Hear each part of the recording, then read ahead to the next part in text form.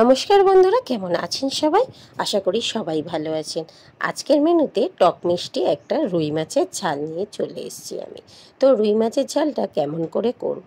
তো সবাই কম বেশি রান্নাবান্না করো, তো আমি কীরকম করে রান্না করি সেটাই আমি তোমাদের সাথে শেয়ার করলাম। প্রথমে নুন, হলুদ আর একটু লঙ্কার গুঁড়ো দিয়ে মাছটাকে ভেজে নিলাম।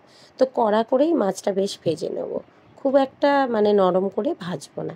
সেই তেলেই আমি একটু রসুন ফোড়ন দিয়ে দিয়েছি, আর ওর মধ্যে আমি দিয়ে দিচ্ছি একটুখানি গ্রেট করা টমেটো আর পেঁয়াজ। টমেটোটা দেওয়ার কারণে বেশ টক হবে মাছটা। তো তারপরে আমি এটাকে একটু বেশ ভালো করে নাড়িয়ে চাড়িয়ে নেবো, আর যতক্ষণ না এটা একটু মজে যায়। তারপরে আমি ওর মধ্যে লঙ্কার গুঁড়ো, হলুদ গুঁড়ো আর নুন তিনটে জিনিস আমি অ্যাড করব। তো সেই তিনটে জিনিসের মধ্যে চিনিও একটুখানি সামান্য দেব, যাতে টেস্টটা ব্যালেন্স আনে। তো সুন্দরভাবে এরকমভাবে করে নিয়ে তারপরে আমি ওর মধ্যে হালকা করে জল দেব, কিন্তু সেটা মিনিট 2-3 নাড়াচাড়ার পরে। কারণ নাড়াচাড়া করে নেওয়ার পরে যখন তেলটা বেরিয়ে যাবে মশলা থেকে, ঠিক তখনই কিন্তু আমি এর মধ্যে জলটা অ্যাড করব। তো জলটা যখন আমি অ্যাড করছি তার আগেই আমি একটু গরম মশলা গুঁড়ো দিয়ে দিলাম। শাহি গরম মশলা দিলে তরকারির মাত্রাটা একটু অন্যরকম হয়ে যায়, ভীষণ সুন্দর একটা টেস্ট আসে।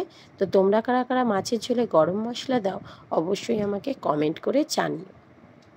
তো যাই হোক, আমি এভাবেই কিন্তু মাছের ঝালটা দেখো মশলাটা কষিয়ে নিয়েছি, সম্পূর্ণ মশলাটা শুকনো হয়ে গেছে, আর খুব অল্প তেলেই কিন্তু রান্না করলাম। তারপরেও দেখো কাশ্মীরি লঙ্কা ছাড়া এরকম যে একটা লাল টকটকে তরকারি রান্না হতে পারে, না দেখলে তোমরা বিশ্বাসই করবে না। এরকমভাবে করে খেয়ে দেখো, ভীষণ একটা সুন্দর টেস্ট আসবে। দেখো তেল দিইনি, অথচ কীরকম যেন মনে হচ্ছে না যে তেল তেলে।